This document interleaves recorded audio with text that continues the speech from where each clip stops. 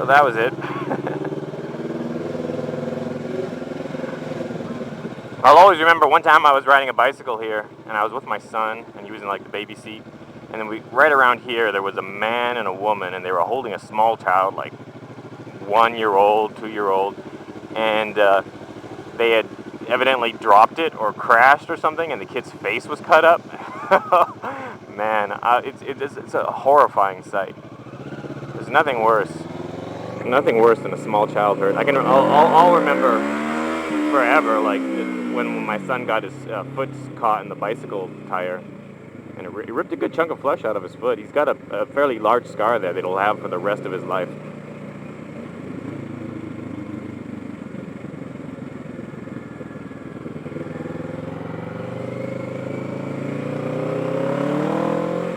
Yeah, once you go, that temple that we just saw, if I had hung a left there, it would have been some bicycle lanes, or a bicycle lane, bicycle path, and that path goes, it goes something like 50 miles, or something insane like that, and it's beautiful. When you first get on it, it goes for a while, and it's just beautiful. I have some other videos that I've done on it.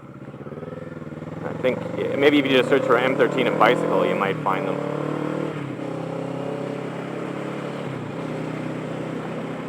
But yeah, I don't want to be riding along on my Ninja on the bicycle path right now. You can, because there's a few people. There are houses along that bicycle path, so people do drive on it, but it's not recommended.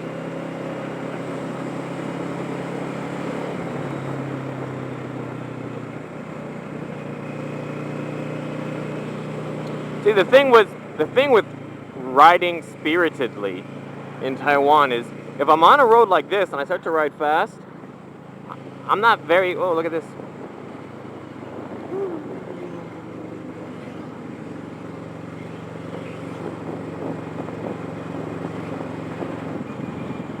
It's a nice little group.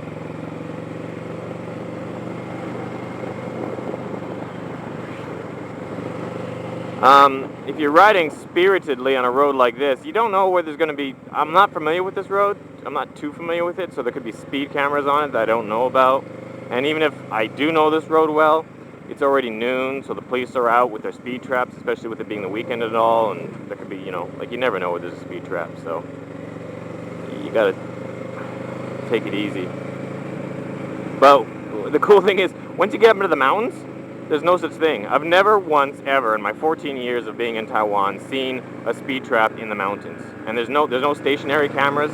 There's no speed. Like, it's just... So it's pretty awesome. Once you get up into the mountains, you just do as quick as you want. You never ever have to worry about the police.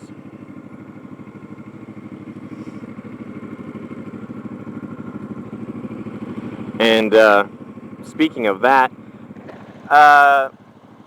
I've mentioned this before, but back in the day, large motorcycles, larger than 250cc motorcycles, have only been legal in Taiwan for about 8 years or so, and I've been here 14. And for the first 6 years that I was here, if you owned a big bike, it was an illegal bike, which meant you didn't have a license. They were generally bikes that were stolen from Americans and Japanese. Actually, not Japanese so much, I don't think.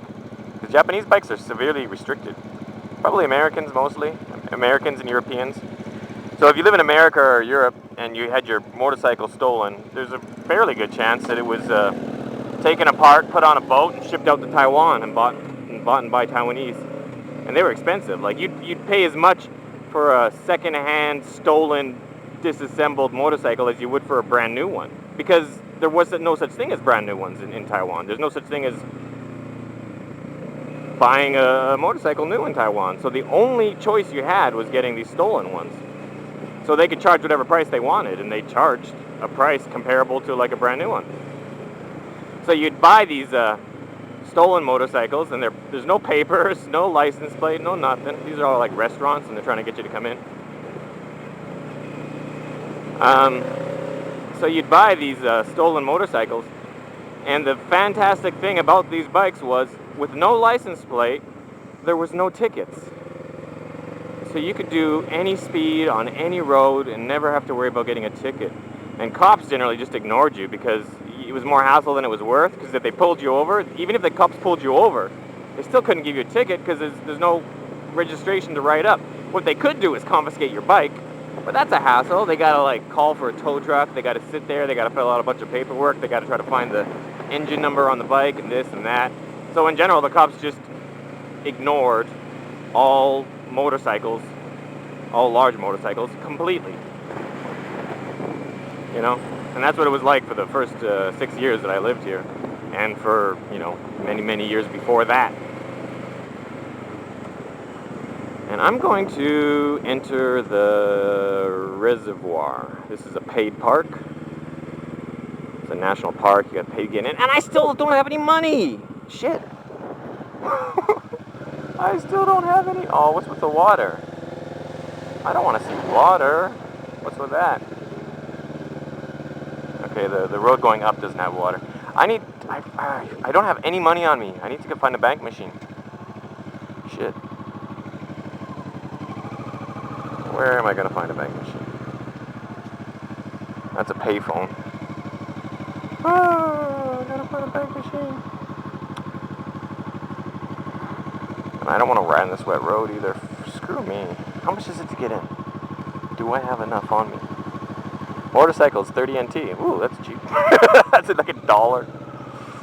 I came here once on a motorcycle, and I couldn't afford to get in. I couldn't afford $1 American. So I just rode straight through, and then they called the cops, and I've told this story before, but they set up a roadblock up this road. Yeah, I'm gonna check my money and see if I can afford to get through the gate. It's like, shut the fucking video off, retard. I'm not showing it for you then. If you don't want to watch it, just shut it. It's the end of the fucking video. You can see there's only 10 seconds left after the, when the outro starts, and then you look down, how time remaining. Oh, 10 seconds remaining. Chances are there's not nothing after this outro, so just click fucking off.